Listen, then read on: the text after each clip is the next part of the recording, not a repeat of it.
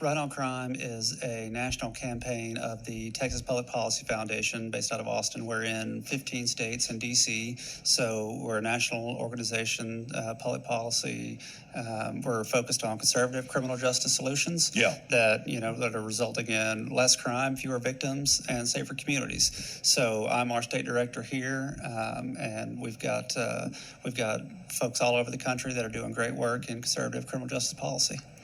Well, interesting, you mentioned conservative criminal justice solutions because liberal criminal justice theories never work, and they always make things worse. Right. And you look at Chicago, you look at Philadelphia, you look at Oakland, California, wherever you want to go, Portland, Seattle, whatever. It's just, it's horrendous. And if more voters in these places realized what the problems are, they wouldn't keep voting Democrat. So the Little Rock Metro is kind of like a microcosm of a lot of bigger metros. The metro itself is red. Little Rock itself is blue. And so, amazing, you have a much worse violent crime problem in Little Rock per se than you do in the surrounding counties. And maybe this is an unfair question, but what can you do about folks who keep on voting blue? I realize theoretically mayoral races are supposed to be nonpartisan, but the mayor of Little Rock certainly doesn't act nonpartisan. What can you do when your situation, you got a red state, but the biggest city right in the middle of it is blue? Is there anything we can do? Well, here's what I think you can do, and this is one thing that I'm focused on is, our it's no secret that our recidivism rate is really high. Yeah. And it's 46% within 3 years are going back. So here's what I'm focused on and what I'm passionate about is you can put a lot of work into the reentry space and reentry facilities. And what that does is, if you're not familiar with the reentry facilities, these are facilities that we have across the state that you can go to when you're within a certain amount of time of being parole eligible. You go there, you complete your time there, and while you're there, you get a job, you get, you're getting counseling, you're getting rehab, you're getting prepared to reenter society. Yeah. And we are very well situated to do more of that here. Okay. And you can really focus on getting people rehabilitated so that they stop coming back and we stop having to spend all this money. Yeah, absolutely. Talking to Wil Cheatham, Arkansas State Director, Right on Crime, one of the groups that is scheduled to be with us at Salem Media's annual Faith and Liberty Summit, 4 Points Sheridan in Little Rock this Saturday. It's really concerning because a lot of times people don't think about, especially people who have never been in trouble with the law, they don't think about the fact that and by the way, I've been remiss in my duty. Wil has actually already been a prosecutor in some other counties in Arkansas, so he knows wherever he speaks. A lot of people don't think about the fact that a lot of the people who go to jail are not going to be in jail all their lives. Right. So, as you alluded to, okay, somebody makes a mistake, commits a crime. It's not a mistake, they didn't intentionally, whatever, but they're going to be out in 2, 3, 4, 5 years. And we'd like to see them not do that again. And so it's very important to try to figure out what to do with them. Right, and that's where reentry comes in, because what we don't want is to just continue this cycle where we're spending all this money. It costs a lot of money. It costs taxpayers a lot of money to house these folks. Yeah. And so and that's where reentry can come in, is we can really focus on making sure people, they're incarcerated, they're going to do their time. Justice is about just as much about accountability as it is anything else. Right. But we're going to make sure that they're not coming back. That is the ultimate goal. Yeah, absolutely. Now, when you see situations like Charlotte, North Carolina, a few months ago, a young lady who was, she and her family had left Ukraine, tried to get away from the war, come to the U.S., wind up in North Carolina, She just got off work at a pizza place. She's in the light rail, sitting there just oblivious to her surroundings. She's on her earbuds. And a guy who had been in jail for violent crimes and continued getting let out on little or no bail, murders her, just slices her throat. And since then, I've been seeing a lot of folks in the Charlotte area on Twitter saying, here's another one, here's another one, here's another one, here's another one. Does this just make you crazy, not only as a citizen, but as a former prosecutor? And do we have similar situations anywhere in Arkansas?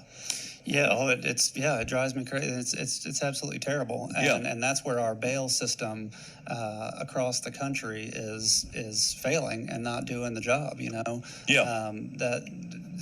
These folks need to be held. When you have they're not properly, risk is not being assessed. We don't need to be letting people out who have demonstrated histories of violence and risk. So it's just it drives me crazy.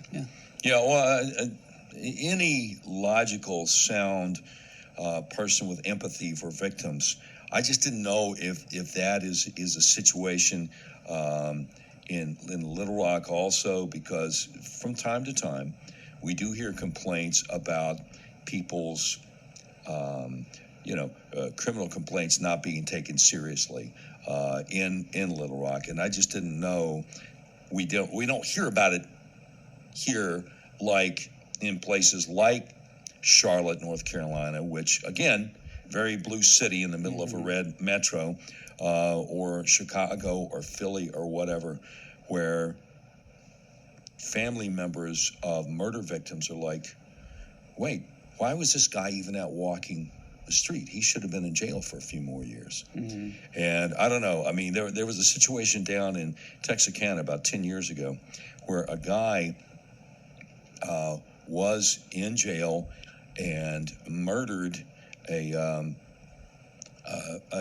jail employee down there and severely beat another one, both females. And I got curious about that recently, and I looked on Arkansas Court Connect to see what happened with this guy. And he's still in and out 10 years later, not out of custody, but they're still trying to figure out if he is mentally fit to stand trial. I'm like, man, come on. He murdered one woman and severely beat another one, and 10 years later you're trying to figure out if he's mentally fit to stand trial. Do you understand? And again, most of us don't understand the ins and outs of the criminal justice system, but do you understand how people can get frustrated when they see a situation like that? Yeah, absolutely. Because victims aren't getting closure. I'm big on victims' rights. And to have to prolong that process for 10 years, I mean, that's crazy. It is. And I think, the victims aren't being heard. And, it's the whole thing with it goes on and on and on. It's just, it's not good. Yeah. So the guy who allegedly murdered Irina Zarutska there on the light rail in Charlotte, I think Harmeet Dillon, the head of the Civil Rights Division, DOJ, it occurred to her, okay, now wait a minute.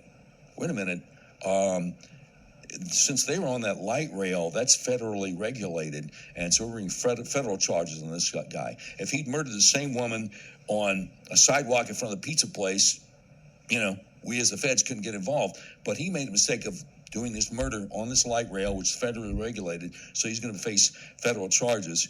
One of the things that I'm sure a lot of people would like to see when we think about people getting out on low or no bail, people that clearly should still be incarcerated, or their sentences being cut short because of because of them being on their best behavior while in the stir, or the excuse, we don't have enough room, we got to let out these violent criminals, whatever. A lot of people would say, well, Congress needs to pass a law, but the problem is a lot of these are like state issues. Yeah. And so if you're in a blue state like Illinois or New York or California, you are at the mercy of your legislators in supermajority Democrat legislatures. It's not, forgive me if I'm wrong here, because I'm not the sharpest knife in the firmament or the brightest bulb in the drawer, but a lot of these things really can't be handled federally, right? Well, I think it just makes it very difficult. It's very, very bureaucratic, which I think, the states are much more suited to tackle that. And I think, it's way more doable on the state level. Right. And it's, Yeah, absolutely. And that's why red states are trying to tackle this. Yeah. I think we absolutely could, we could tackle that here as well, absolutely. And get a handle on our bail. Absolutely. Well, one of the reasons that you guys should come join us at Salem Media's annual Faith and Liberty Summit at the 4 Points Sheraton in Little Rock from 10 a.m. to 4:30 p.m. this Saturday is you're going to be able to talk to people like Wil Cheatham at Right on Crime to talk about what we can do, talking to our legislators about dealing with our criminal issues. Speaking of which, that would be a good question for me to ask you. Are there some initiatives, are you guys looking forward to the next legislative session and saying, hey, you know what, we could do this to help with recidivism, or we could do this to help make sure that, people aren't let out on low bail or something like that? Is there anything in particular you got in mind? Well, the reentry facilities are the big thing, and making sure we have more of those, because we only have 6 of them here in the state for a total of just not very many beds. I think like 200 maybe. Okay. And so looking to expand that drastically, just because of we need these facilities to be able to reduce our recidivism. I think that's the best way to do it. I think it's the most cost-effective way to do it, and it's the best way to get a quick return on our investment, so to speak, is through these facilities, and that's one of my big things that I'm focused on right now. Absolutely. And when you think about it, that is the opposite of soft on crime.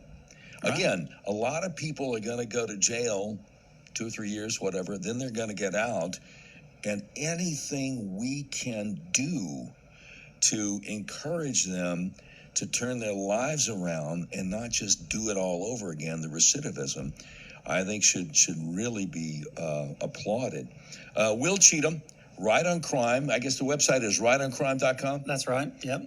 Fantastic. And you're going to be there with us all day long. That's right. Saturday at Salem Media's annual Faith and Liberty Summit at the 4 Points Sheraton in Little Rock. So y'all come see us. I'm sure that you'll have a lot to ask Wil about, and he's going to have literature there. And in the meantime, the website is rightoncrime.com. I'm Doc Washburn. More coming up straight ahead.